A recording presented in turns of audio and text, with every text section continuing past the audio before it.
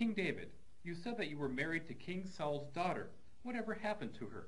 Oh, that's not a real good memory for me. I haven't seen her in many years, and I actually heard that she died a few years ago. But I have not stayed involved with her life. I've certainly supported her over the years. She's needed nothing, but I've had nothing to do with her.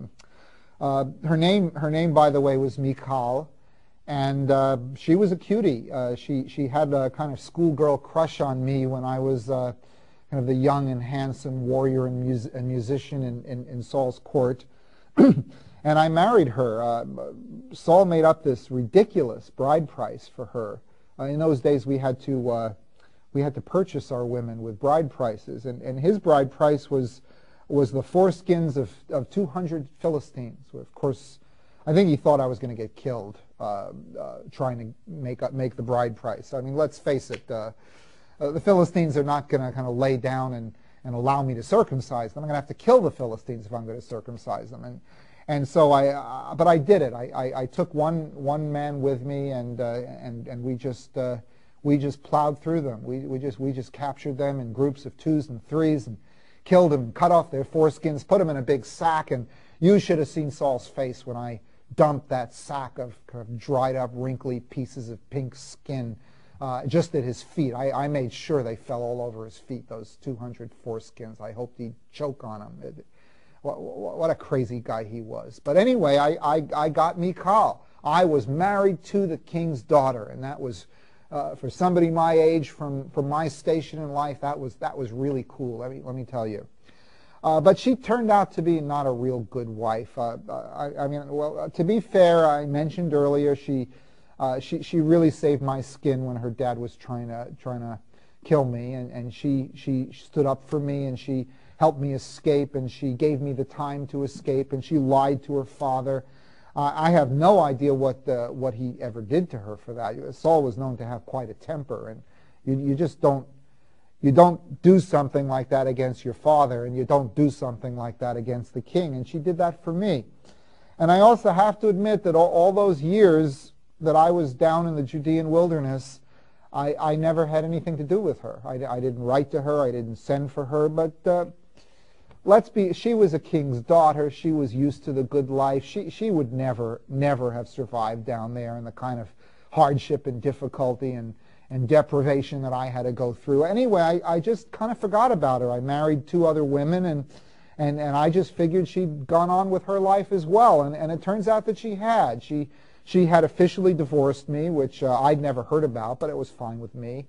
And she'd married this other guy, this rich, pampered, his name was Paltiel. I don't know much about him, but anyway, she stayed with him. He never gave her any children. And then all that stuff happened that I talked about earlier.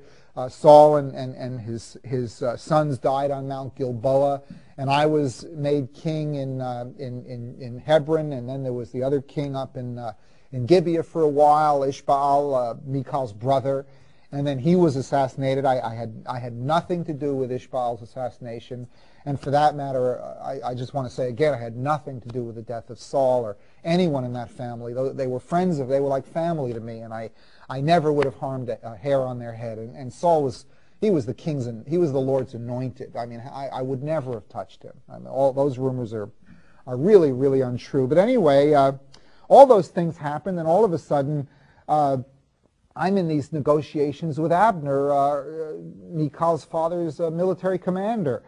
And I realized something politically. I realized that, I knew these rumors were going to fly around about me being responsible for the death of Saul.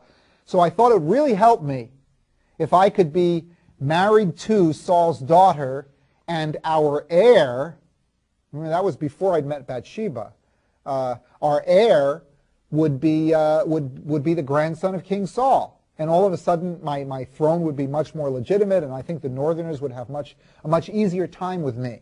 So I demanded, as part of my negotiations with Abner, it sounds a little heartless, but this is politics. I demanded that he give me back Michal. And I remember my words. I said, give me back my wife Michal, whom I purchased with 200 Philistine foreskins. I was not going to let Abner forget that. And she belonged to me. I bought her, and I risked my life to get that bride price. It wasn't easy. So anyway, Abner, who saw the handwriting on the wall, and he knew I was going to be the king over all of Israel, he went to Michal's house, and he knocked on the door, and he told her what he'd come for, and he forced her to come with him. I don't know what he did, but he forced her to come with him. I heard that her husband followed along weeping afterwards, the wimp. But Abner just had to turn around and tell him to go home, and he listened up pretty quick. I mean, that's the kind of guy he was. So Michal came back, and she joined my harem, and I figured, she's a king's daughter. She could deal with this. She knows the way politics works, but she never forgave me for that. I installed her. I gave her the chief position. I expected that she would give me an heir, and let me tell you, my hold on power at that point was a little shaky, and I really needed that heir. And then I told you this story already when I marched into Jerusalem dancing before the ark, and I told you that was one of my happiest times.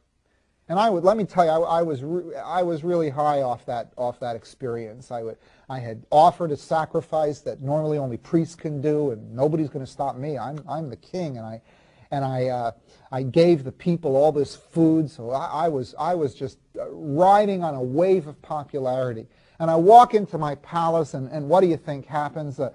Michal, she comes down to greet me with nothing but criticism and berating me and diminishing me and making me feel small and stupid. I mean, even to this day, her words, I still remember her words. She said, how the king of I could just hear her sarcastic tone of voice. How the king of Israel has honored himself today before the servants of my handmaids.